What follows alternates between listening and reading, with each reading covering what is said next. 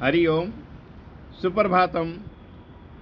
अस्माकं भारतीय परंपरायां हमारे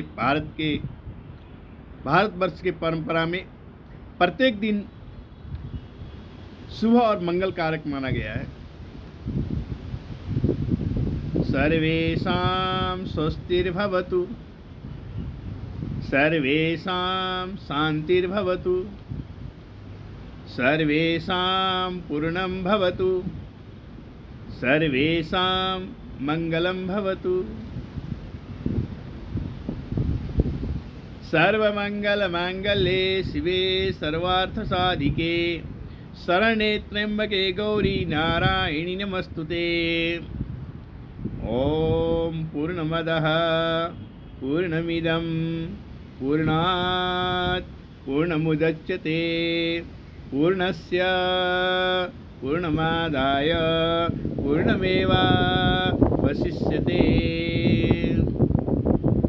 ओम द्यौः शान्तिः, अंतरिक्षगुं शान्तिः, पृथिवी शान्तिः, रापः शान्तिः, औषधयः शान्तिः, वनस्पतयः शान्तिः, विश्वे देवाः शान्तिः, सर्वशान्तिः।